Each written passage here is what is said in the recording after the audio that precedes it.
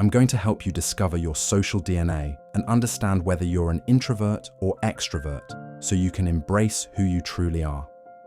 Understanding your social DNA is like having a superpower.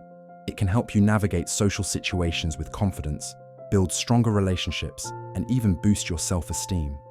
But before we dive in, let's talk about why understanding your social DNA is so important.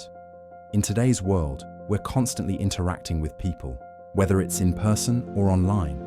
And when we don't understand our own social preferences, we can end up feeling drained, anxious, or even fake. By discovering your social DNA, you'll gain insight into what energizes you, how you communicate, and what you need to thrive in social situations. Knowing your social DNA can also help you make better decisions about your career, relationships, and even your free time. For example, if you're an introvert, you might prefer working independently or in small groups, whereas an extrovert might thrive in a team environment. By understanding your social DNA, you can make choices that align with your natural tendencies and strengths. So, are you ready to discover your social DNA? Let's get started. Introverts and extroverts have some pretty distinct traits that set them apart. Introverts tend to be more reserved, preferring to listen and observe before contributing to a conversation. They often recharge their energy by spending time alone and might feel overwhelmed by too much social stimulation. On the other hand, extroverts are often the life of the party, drawing energy from social interactions and thriving in environments where they can be around people. They love to talk, share their thoughts, and often prefer action over quiet contemplation. I've got a friend who's a total introvert.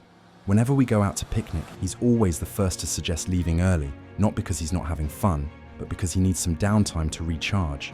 And that's totally okay. In fact, understanding his social DNA has helped us become better friends because I know to respect his boundaries and give him space when he needs it.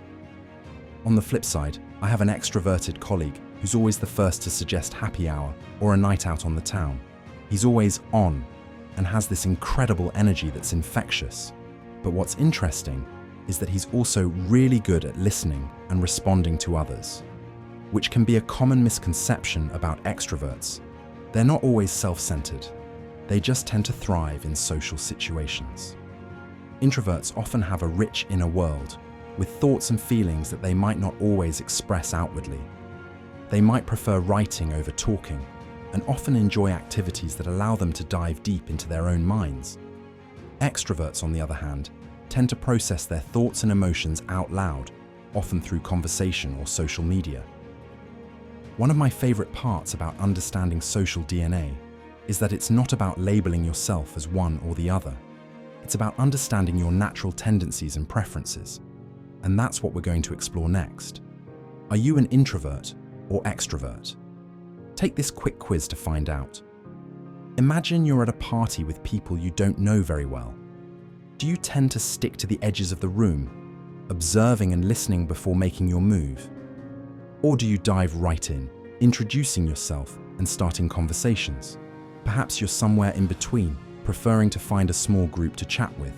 Whatever your natural instinct, take note of it, because it's a key indicator of your social DNA.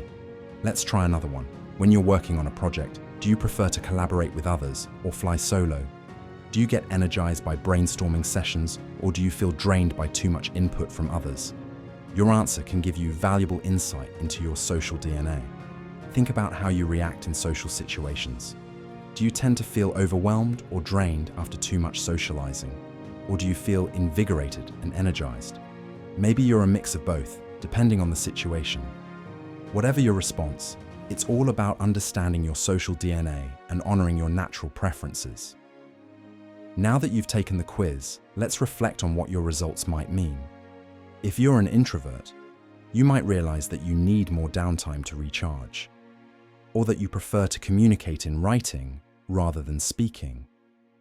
If you're an extrovert, you might realize that you need more social stimulation to feel energized, or that you thrive in environments where you can be around people.